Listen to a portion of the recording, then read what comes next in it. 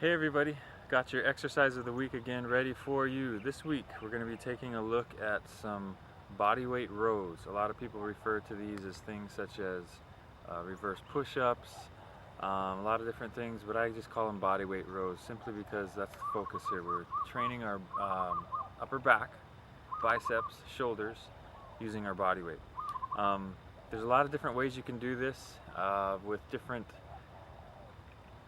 exercise pieces of equipment, from anything from expensive TRXs to more homemade things like I've got here, and I'll explain a little bit more in a second, or even just objects that you can kind of grab onto and slide your weight under to pull yourself up in towards. So the main point here is that we're suspending ourselves somewhat on an angle, hanging with our arms out and pulling our body weight up towards our hands and whatever it is that we're holding on to. I'll show that in a second. First of all, I wanted to show you a quick little thing that you can make yourself that's pretty easy, and my clients know this all too well. This is what we use for our row machine, quote unquote. Okay, so what happened here was one day we were using some exercise tubing that was attached to these handles, and I guess it was old and it just snapped. Luckily nobody was hurt. Actually I think I snapped it, so that was good. But as I was going to throw away the tubing, or the whole thing, I said, hey, maybe I can use these handles for something, and that's when I thought of the idea of making my own little homemade TRX. So I went to Home Depot, bought some rope, tied the ends off, slid it through the handle there on both sides, and now I've got a homemade TRX.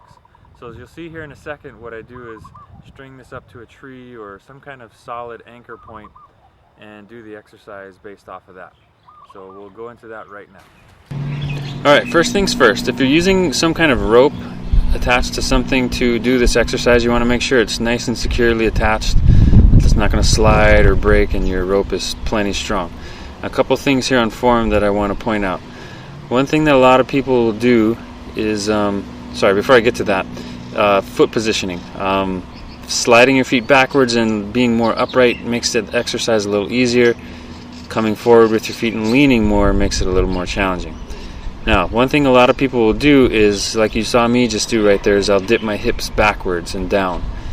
That seems to help them wiggle their way up as they're pulling their way up. So make sure your core is nice and tight in your body and is in a straight line throughout the entire exercise. Now, what you see me here doing is another cheat that often happens, where people will bounce off the bottom and snap their way back up. You want to pull yourself up nice and slow and steady, pause at the bottom, and then pull yourself back up. Here I've got one hand positioning of 3 that I'm going to show you here, where my palms are facing each other. And again, this is training the upper back, the rear shoulders, and the biceps. Now, one thing you'll find as you do this exercise more and more is that it also really challenges your forearms and hand strength because of the suspension aspect of it, especially as you get more and more advanced in doing the exercise and can get your body closer and closer to horizontal. Here I've got my elbows out high, which is going to target the rear deltoids a little bit more. Now I've turned my palms up and I'm pulling such that my elbows are coming right next to my rib cage, and this is going to get more of the middle to lower part of the trapezius muscle, or the main upper back muscle, as well as the rhomboids.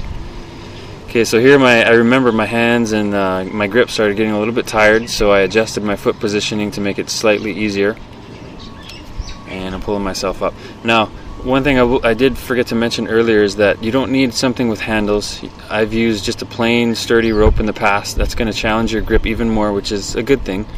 So you don't have to have something fancy like a TRX or even what I've made here. And even if you don't have a rope, you can often just anchor yourself to something like the underside of a table or a bar that's hanging. A lot of different ways you can achieve that suspended position. Okay, so bodyweight row, give it a try. Challenge yourself. Because it's a bodyweight exercise, you can really adjust the difficulty or the ease of it according to whatever you need, and so you have a lot of room to work with there as far as making that exercise difficult and progressing it to become stronger and stronger with that pulling motion. Alright, have a good one. Let me know what you think in the comments. Aloha.